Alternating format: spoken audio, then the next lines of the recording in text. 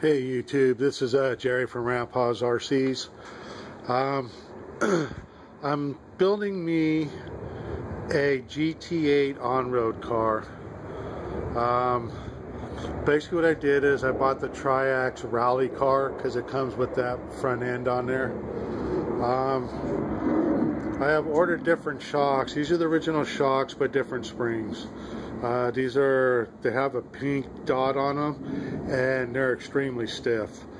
And since the rally car doesn't come with the sway bar setup on there, I ordered that and installed it. I did it for the front and the rear, as you can see right there. I've ordered, like I said, I've ordered shocks, but I ordered some aluminum, just the housings and screws, or like the spring adjuster screw and the bottom cap for the big bores. My other car, this is my short course truck, the Slash, same as the other car pretty much. It has big bore shocks, so I think I'm going to take the internals of those to put it on this road car, and I'll just use these shocks with their original springs back on them and make it big bore shocks, stiffer suspension. Right now it doesn't really travel that much when you push on it. That's pretty much about all you get without really laying a lot of weight onto it. Whoa. I think I just made the spring pop off. Yeah. When I bought these springs, when I bought them, I didn't realize they were for the big bore shock. So they kind of jump off the little spring retainers at the bottom. Like the little holders down here for the shocks that holds the spring. Well, the spring's so big, sometimes it jumps around it and comes loose. You can probably see it right here. Yeah, I don't know if you could see it, but the little holder thing it's sitting like right there. You can see the spring jump past it. So that's why I got the other big bore aluminum body shocks for it. So I have these XL1 Traxxas rims and tires for it. I actually had them on there, but I didn't think about it until after I was starting to put it together. But I bought the MIP heavy duty drive shafts for it. Problem, the adapters that you use to put these rims and tires on, you have to use the pin setup. Let's see if I can find these parts here.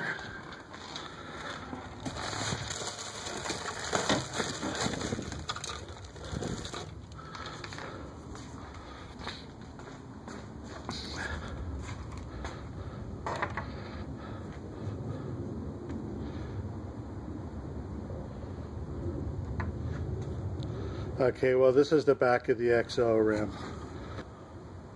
Oh, there we go.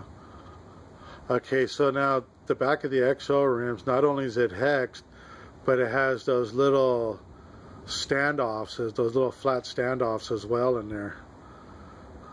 So it's you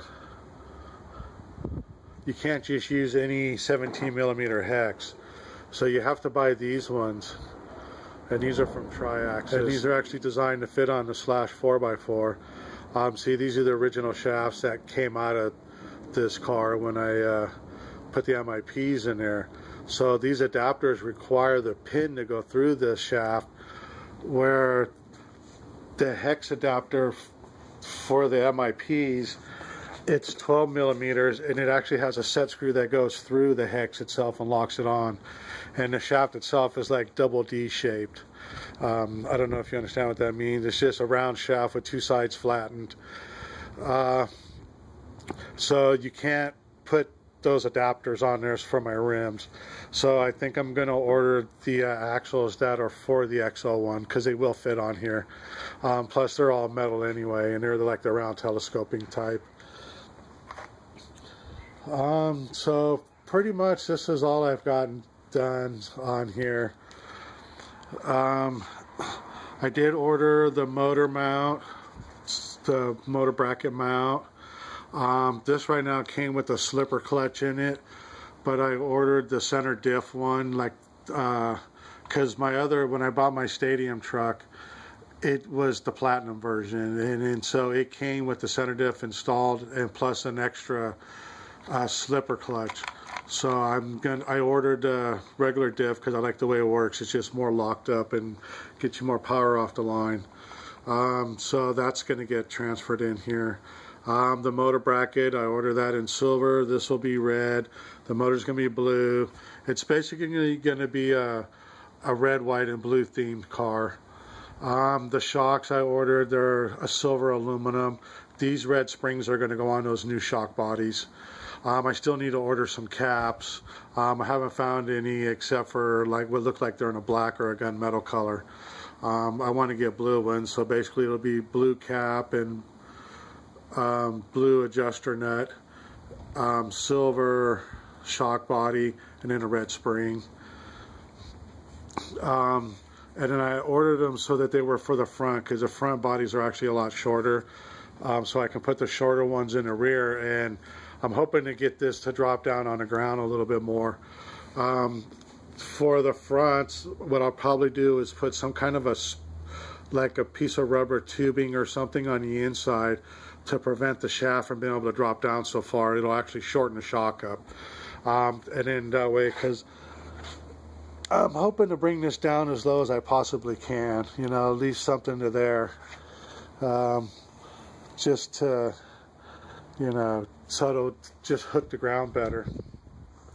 With these new springs, plus with the sway bars, and then when I bought the sway bar kit, it came with black and silver wires, and according to them, the black ones are the more stiffer ones, so that's why I stuck with those, because I don't want this thing to have any body roll whatsoever. I mean, you know, I could push down pretty good, and it's just staying planted. Nothing wants to lift up. I could almost push this to the ground, and it's not even lifting the tires on the other side. So I think this thing should really hook really good.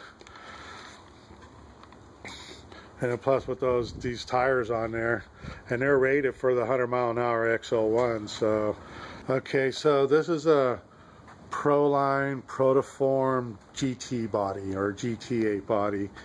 I'm not sure if it's supposed to represent any particular car or if it's just kind of a fantasy body. It also has a little wing thing that's going to bolt up there. I'm sure if you looked around on these cars, especially a lot of people convert these slashes into these. You see this body a lot. That's actually how I found it.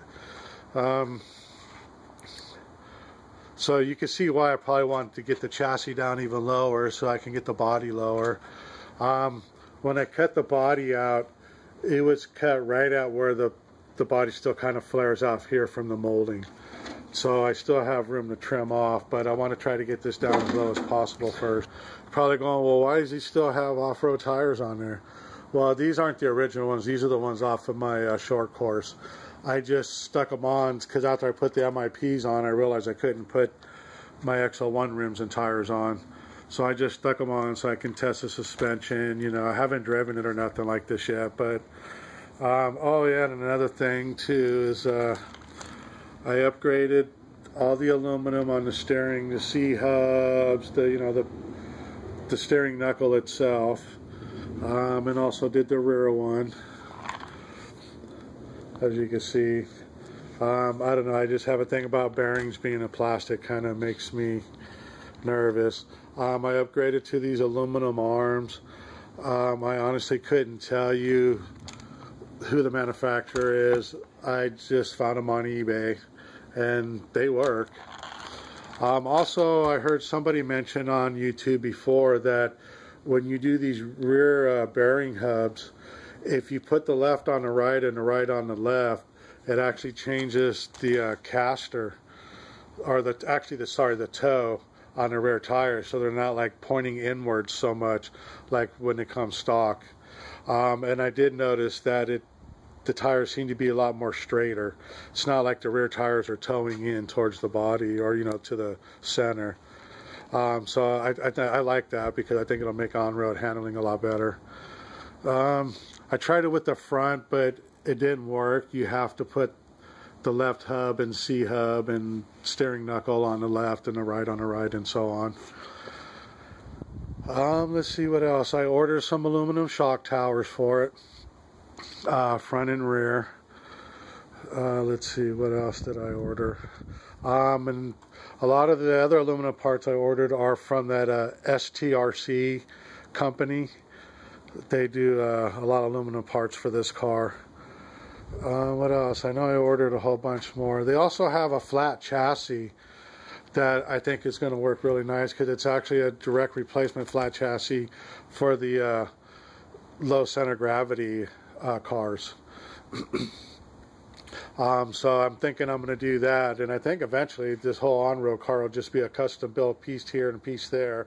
And this car will probably eventually go back to being the original rally car like it was.